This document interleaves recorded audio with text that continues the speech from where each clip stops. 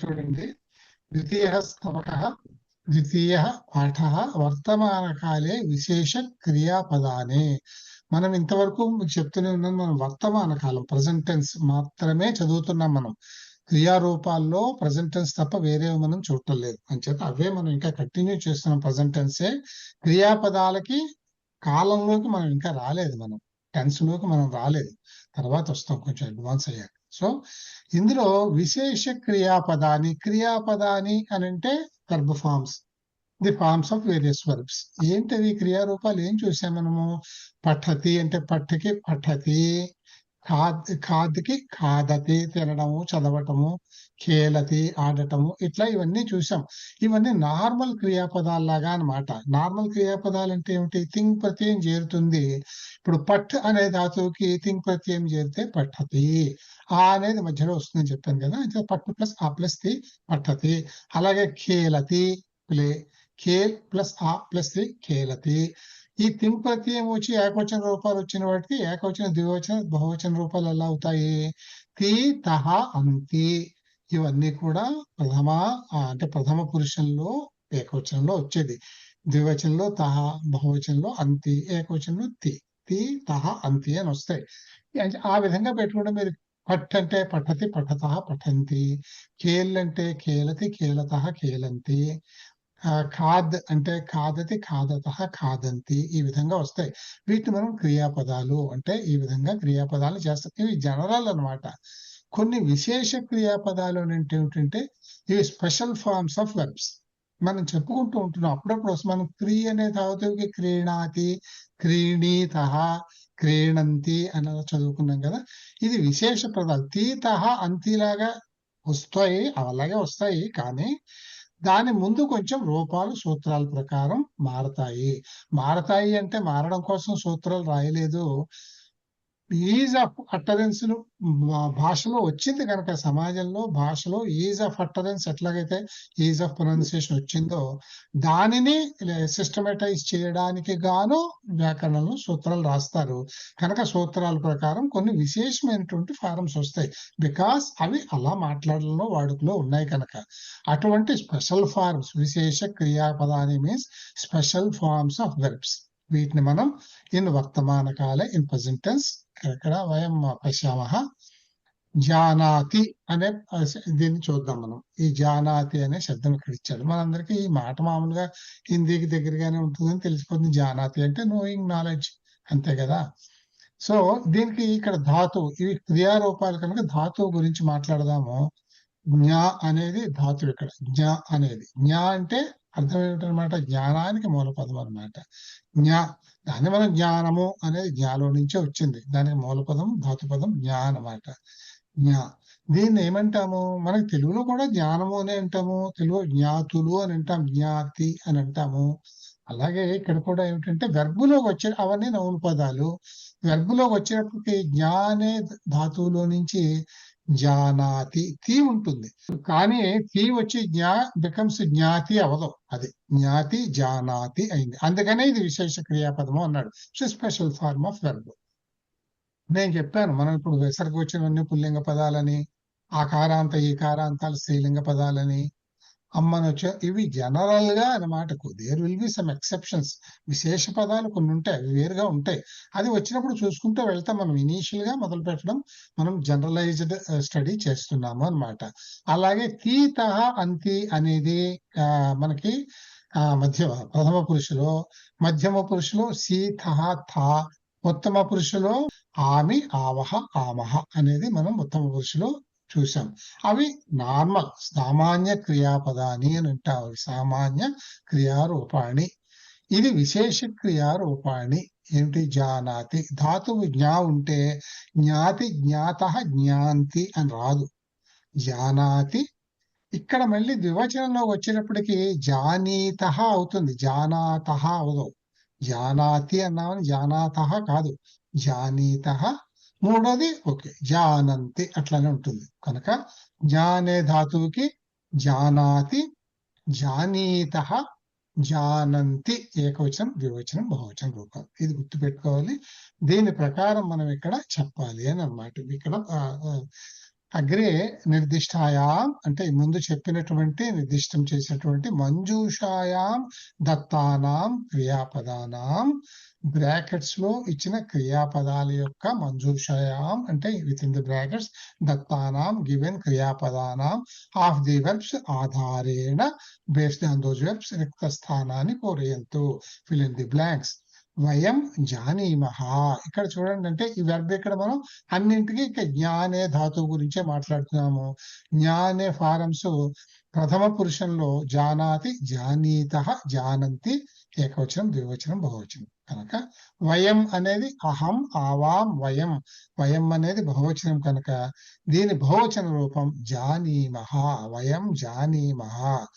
రెండో దాంట్లో ఇంక తర్వాత ఇది చూడండి, తే బాలకాహ న అంటే ఇక్కడ వయం జానీమహ అంటే వీను అని అర్థం, మనకి తెలుసును, మనం ఎరుగుదుము అని అర్థం. అలాగే తే బాలకాహ ఆ బాలురు, ఇక్కడ ఈ బాలకాహ అని ఎందుకు రాశాడు? తే నా అని ఊరుకోలేదు. ఎందుకంటే తే నా అంటే ఇట్ కెన్ బి, మనం చెప్పుకున్నాం కదా, పుల్లింగ బహువచన శబ్దం కావచ్చును, స్త్రీలింగ ద్వివచన శబ్దం కావచ్చును. దాని క్లారిటీ ఇది పుల్లింగమా స్త్రీలింగమా అంటే మీరు ఏకవచన రూపం వాడాలా, ద్వివచన రూపం వాడాలా, బహువచన రూపం వాడాలా అనేది చెప్పడం కోసం ఇది తగిలించడం. బాలకాహ అంటే బాలకః, బాలకో, బాలకాహ అంటే బాలకాహ అంటే పుల్లింగ శబ్దం కనుక ఈ తే అనేది పుల్లింగ శబ్దము అన్నమాట. ఇది పుల్లింగ బహువచన శబ్దము అన్నమాట. ఇది పుల్లింగ బహువచన శబ్దం అయినప్పుడు ఇక్కడ బహువచన క్రియారూపం రావాలి. ఇదే ఇక్కడ తే బాలికే అని రాశాడు అనుకోండి, అంటే బాలిక, బాలికే, బాలక, బాలికాహ ఇవి కదా బాలిక స్త్రీలింగ రూపానికి. తే బాలికే అని అంటే అప్పుడు ఈ తే అనే ద్వివచన రూపం అయింది కనుక తే బాలికే నా ఇక్కడ ఏం రావాలి? ఏం రావాలి? జానాతి, జానీత, ద్వివచనం జానీతః. న జానీత అంటే దే డోంట్ నో అని అర్థం. ఈ నా పెడితే డోంట్ నో, నా లేకపోతే నో, ఇంతే అర్థం అనమాట. వయం జానీమః వినో, తే బాలకాః నా జానంతి అంటే those boys do not know అని అర్థం అనమాట. ఈ విధంగా ఇవన్నీ కూడా మీరు జాగ్రత్తగా మీరు గుర్తుపెట్టుకొని క్రియారూపాలు, పురుషం కూడా గుర్తుపెట్టుకుని, ఇక్కడ పురుషాలు కూడా మిక్స్ అండ్ మ్యాచ్ ఉన్నాయి. ఇక్కడ వెర్బల్ ఫారమ్స్, వచనాల ఫారమ్స్ అండ్ పురుషాల ఫారమ్స్ అన్ని మిక్స్ అండ్ మ్యాచ్ ఉన్నాయి కనుక దీన్ని చెప్పాలి. వయం జానీమః దగ్గర నుంచి మళ్ళీ చదవండి. ఈ జానాతి, జానీత, జానంతి ఇది ప్రథమ పురుషం. జానాసి, జానీత, జానీత అనేది మధ్యమ పురుషం. అలాగే జానామి, జానీవః, జానీమః అనేది ఉత్తమ పురుషం. ఏక ద్వి బహువచన రూపాలు. వయం జానీమః తే బాలకాః న జానంతి కిం యూయం జానీథ భవతి కరెక్ట్. కిం కిం జానతి జానాతి జానాతి జానాతి కరెక్ట్. భవత్యః జానంతి వా భవతి భవత్యో భవత్యః జానంతి వా అంటే అర్థం ఏంటంటే వా అంటే తెలుగులో అలాగే అనమాట. తెలుగులో అలాగే తెలుసునా అంటే అలాగే అనమాట. భవత్యః జానంతి వా అంటే మీకు తెలుసునా. మనం చక్కగా భాష అంటే సంభాషణ మాట్లాడుకునేటప్పుడు ఇవి వస్తాయి అన్నమాట. భవత్యః జానంతివా, జానంతివా నవా తెలుసునా తెలియదా అని అర్థం అనమాట. అని మనం క్యాజువల్ గా మాట్లాడుకున్నప్పుడు వచ్చే మాటలు ప్రయోగాలు అట్లా ఉంటాయన్నమాట. అలాగే ఇక్కడ భవతి కిం కిం జానాతి, నీకు అంటే ఎదురకుండా ఉన్నది అమ్మాయి అని అర్థం చేసుకోవాలి. భవతి అని అన్నారు కనుక భవతి కిం కిం జానాతి నీకు ఏమేం తెలుసును, అది అట్లా అలా అలా అర్థం చేసుకుంటూ మీరు లోపల అర్థం చేసుకుంటూ వెళ్ళిపోండి. భాష ప్రయోగించడం మనకు తర్వాత వస్తుంది అన్నమాట. ఓకే, తర్వాత చదవండి. ఆవాం న జానీవః కరెక్ట్. మధ్యమ పురుషము ద్వివచనం. మధ్యమ పురుషమా సరిగ్గా చెప్పండి. ద్వివచనం కరెక్టే. అహం, ఆవాం, వయం కదా ఉత్తమ పురుషం. అహం ఆవాం అందుకనే ఇక్కడ జానీవః అని అన్నారు. మీరు కరెక్ట్ గా చెప్పారు. నెక్స్ట్ ఏతే బాలికే Hmm. జానీతః ద్వివచనం. Okay, correct. ఏతే బాలకాః జానంతి. ఏతే బాలకాః జానంతి. Correct, wonderful. బాలికాః జానంతి. కరెక్ట్. Sir, correct. బాలకౌ జానీతః. కరెక్ట్. రామా జానీతః. రమా. రమ జానీతః. రమా, రమే, రమాహ అనే వస్తాయి అన్నమాట. అంచేత రమ ఏకవచనం, ఆకారాంత స్త్రీలింగ ఏకవచనం. ఓకే. రమ జానాతి. Hmm. మోహనః జానాతి. కరెక్ట్. యువాం ఇది ద్వివచనం. జానీథ. ద్వివచనం అన్నారు. యువాం జానీథ.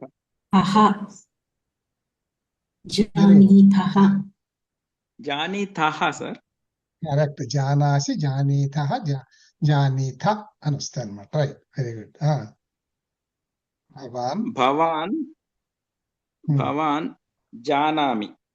జానాతి. భవాన్ జానాతి. ఎందుకంటే చెప్పానుగా, ఈ గౌరవవాచక శబ్దాలు భవాన్, భవతీలు ఎప్పుడు కూడా ప్రథమ పురుషంలోనే తీసుకోవాలి మనం. అది అందుకని జానాతి. కరెక్ట్. వయం కించిత్ అపి నా. వయం అంటే అది బహువచనం. జానీమః. Correct, wonderful. కొంచెం కూడా చెప్పండి, మీనింగ్ చెప్పండి. వయం కించిత్ తప్పిన జానీమః. కొద్దిగా కూడా తెలియదు నాకు. అంతే, మాకు కొంచెం కూడా తెలియదు, విషమంత కూడా మాకు కొంచెం కూడా తెలియదు అని. కరెక్ట్. వయం కించిత్ తప్పిన జానీమః. తర్వాత ఏతే బాలకాః సర్వ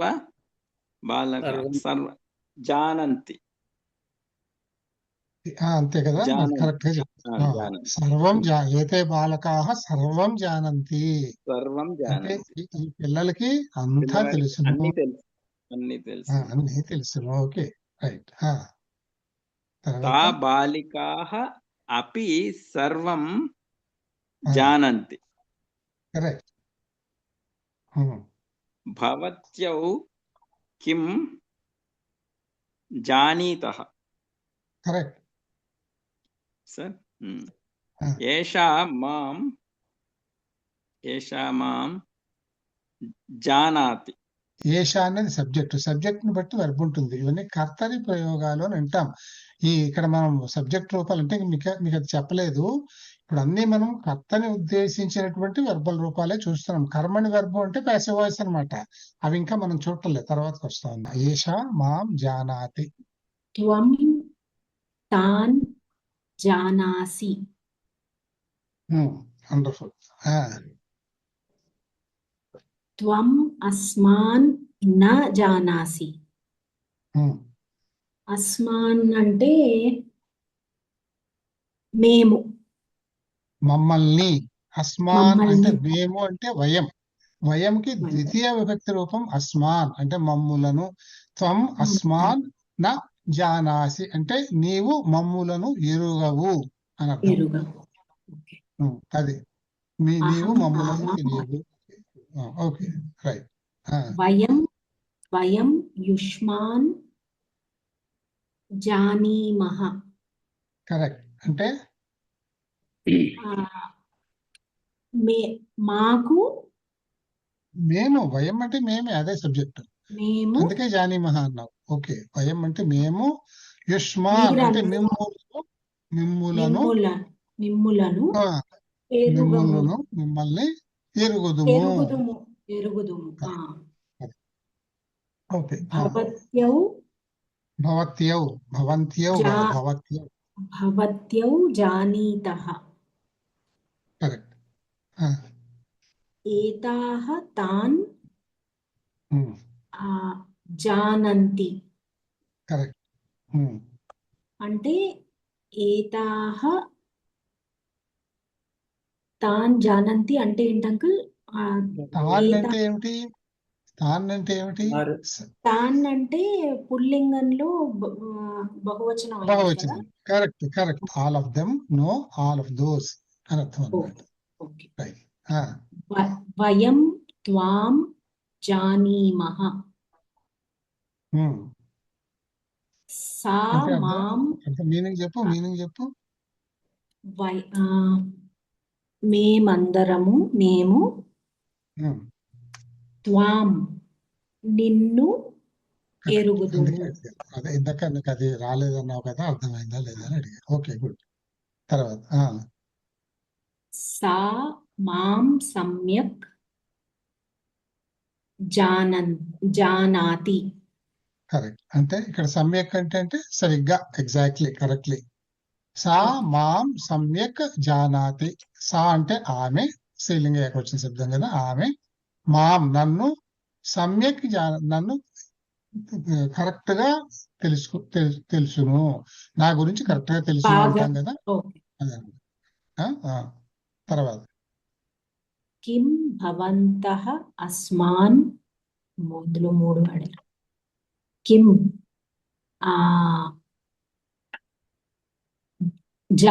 జానాతి కాదు. ఇక్కడ కిమ్ అంటే నేను ఏం చెప్పాను ఒకసారి గుర్తుపెట్టుకోండి. అంటే ఇలాగే మనకి అలవాటు అయిపోతాం. కిమ్ అని ముందు వచ్చింది అంటే అది సబ్జెక్ట్ కాదు, దానికి అర్థమే చెప్పుకోకలేదు. ఇక్కడ కిమ్ అంటే వాట్ అని అలాంటి అర్థాలు ఏం చెప్పుకోకలేదు. కిమ్ ముందు వచ్చిందంటే వాక్యానికి ముందు ఆ వాక్యం ఫారం క్వశ్చన్ అని అర్థం చేసుకుంటే సరిపోతుంది, అంతే.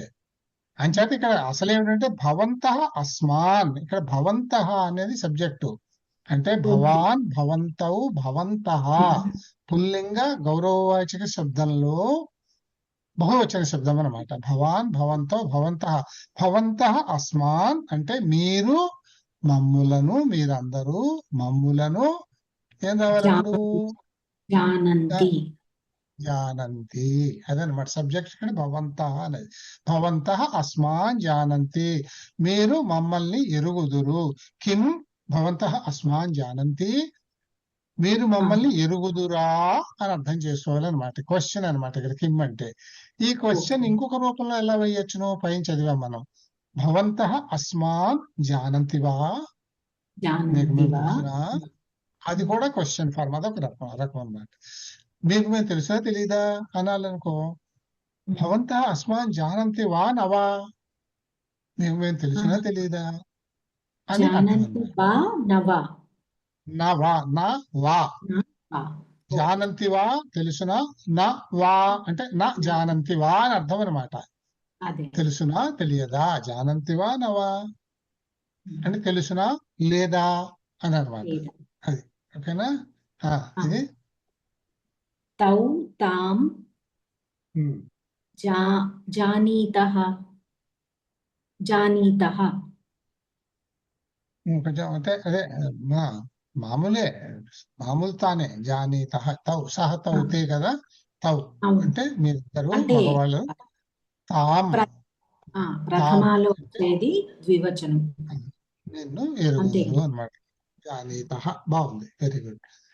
జ్ఞా అనే ధాతువుకి రూపాలు ఎలా ఉంటాయంటే ఇది పురుషము, ఇది వచనము. జానాతి, జానీతః, జానంతి. జానాసి, జానీతః, జానీథ. జానామి, జానీవః, జానీమః. ఇంకొక విశేష క్రియారూపానికి వస్తున్నాం మనం. ఇప్పుడు ఇందాక జ్ఞా అనేది చూసాం, ఇంతకుముందే క్రీ అనేది మనం చూసాం. క్రీణాతి, క్రీణీతః, క్రీణంతి. క్రీణాసి, క్రీణీతః, క్రీణీథ. క్రీణామి, క్రీణీవః, క్రీణీమః. అది మనం ఒకసారి క్రియ అని వచ్చింది, అది వస్తుంది ఇప్పుడు. అక్కడ ఒకసారి జనరల్ గా వచ్చేసింది. ఇప్పుడు ప్రత్యేకించి విశేష శబ్దాల్లో మళ్ళీ చదువుతాము. అలాంటిదే కరోతి అనేది ఒకటి. కరోతి అంటే డూ అన్నమాట. డూ కరోతి, సహ కరోతి, హీ డస్ అని అర్థం అనమాట. కరోతి, కరోతికి ఫార్మ్స్, దీని ధాతువు ఏమిటంటే కృ. మీరు వినుంటారు డుక్వి కరణే అంటామే, ఆ కృ అనేది అందులో వెర్బ్ ఫార్మ్ అనమాట.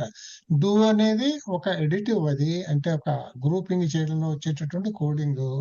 డు క్రీ, ఈ అనేది ఇత్ సంజ్ఞ అని అంటాము, అది ప్రయోగంలో రాదు, క్రు అనేది మిగులుతుంది. కరణే అంటే చెయ్యటము. అంటే ఈ కృ అనే ధాతువుకి అర్థం కరణే, చేయుట అని అర్థం అనమాట. సో కృ మీన్స్ డూ. అది అంటే మూల శబ్దంగా. ఆ కుకి ఏకవచనం ప్రథమ పురుషంలో కరోతి, ద్వివచనంలో కురుతః అని వస్తుంది, బహువచనంలో కుర్వంతి, కరోతి కురుతః కుర్వంతి. మిగతా ఇప్పుడు మీరు చెప్పగలరు, కరోషి కురుతః కురుతా, కరోమి కుర్వః కుర్మః. ఇక్కడ కుర్వః అలా అనుకుంటా, కుర్వః కుర్మః, కరోమి కుర్వః కుర్మః, కరోతి కురుతః కుర్వంతి, కరోషి ఇక్కడ రా ఉంది కనుక సి అనేది శబ్దం వస్తుంది కదా, కరోషి కురుతః కురుతా, కరోమి కుర్వః కుర్మః. ఈ శబ్దాలతోటి ఇక్కడ మీరు ఫిలప్ చేయాలి అని అనమాట. తా ధ్యానం కరోతి, తే అధ్యయనం అధ్యాపనం సారీ తే అధ్యాపనం నా కురుతః కురుతః. అంటే ఇక్కడ తే అనేది మీకు ద్వివచన బహువచనాలు రెండు కరెక్టే కనుక స్త్రీలింగ తే అనుకుంటే తే అధ్యాపనం నా కురుతః అనాలి, పుల్లింగ తే అనుకుంటే కుర్వంతి కుర్వంతి. కరెక్ట్. కుర్వంతి. ఓకే. త్వం శయనం కరోషి, భవంతః మననం కుర్వంతి, యువాం పాకం కురుతః. కురుతః కరెక్ట్, బాగా చెప్పారు.